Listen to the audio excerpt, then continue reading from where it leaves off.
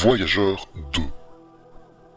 Distance par rapport au Soleil, 20 milliards 402 millions 540 000 km au 20 avril 2024.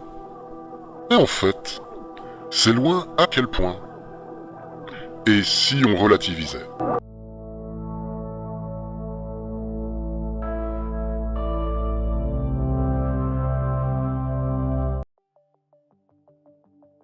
Il faut bien comprendre que ce voyage a commencé il y a plus de 40 ans, et il s'est étalé sur près d'une décennie, juste pour visiter toutes les planètes du système solaire. Et ça fait maintenant un temps considérable que cette sonde, Voyageur 2, a dépassé la dernière planète qu'elle a visitée, Neptune.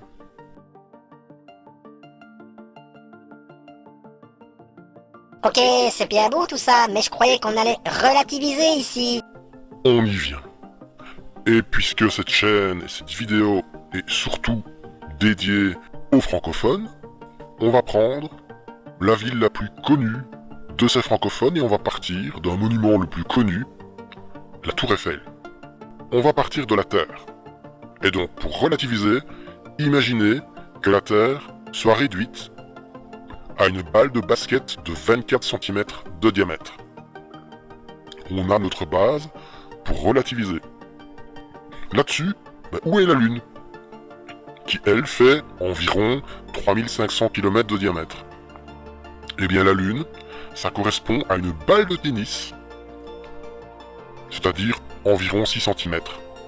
Et elle serait distance de notre balle de basket d'un peu plus que 7 mètres.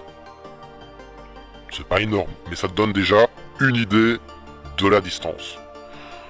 Pour ce qui est du Soleil, qui lui fait 1 392 000 km, eh bien ramené à notre rapport et par rapport à la balle de basket, c'est une boule qui ne fait plus que 25 mètres.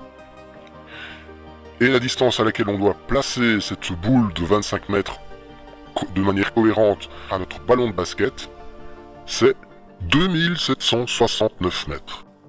On va passer directement à Jupiter, une planète qui fait environ 140 000 km de diamètre, ce qui donne une boule de 2,5 mètres de diamètre. Et on doit la placer à une distance d'environ 14 km de notre Soleil, donc la fameuse boule de 25 mètres. On va aller un peu plus loin. Neptune, 49 000 km de diamètre, ça donne une boule de 90 cm si on veut ramener ça en relativisant donc à notre fameuse boule de basket qui est la Terre. Et elle serait distance à cette boule de 90 cm à 83 km du Soleil qui est notre boule de 25 mètres. 83 km. Là, on commence à comprendre à quel point les distances sont juste colossales. Et on n'a pas encore terminé notre voyage. Le voyage qui concerne Voyageur 2, qui est à plus de 20 milliards de kilomètres de distance du Soleil.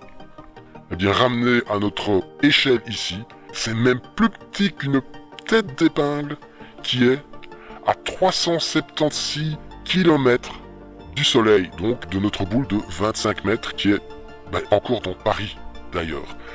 376 km. Ça commence à donner une belle échelle de l'éloignement de cette sonde qui a parcouru toute cette distance en presque 47 ans. Ouais, mais ta chaîne, elle s'appelle « Et si on relativisait ?» Mais là, franchement, ça casse pas trois pattes à un canard. Y a rien de si exceptionnel que ça. Ok. Tu veux une dernière info, juste pour te donner vraiment le vertige? Eh bien, imagine Proxima, le système Proxima du Centaure, le système le plus proche de notre Soleil, qui a 4,2 années-lumière du Soleil. Eh bien, si on veut pouvoir le placer dans notre système qui relativise les distances, avec encore une fois notre Soleil qui ne fait plus que 25 mètres de diamètre, il faut placer ce système à 747 000 km. Ce qui signifie qu'il faut le placer à 2 fois la distance Terre-Lune. J'espère que, en termes de relativité, ça vous donne l'échelle. En espérant que cette vidéo vous a plu. Et n'oubliez pas, tout est relatif.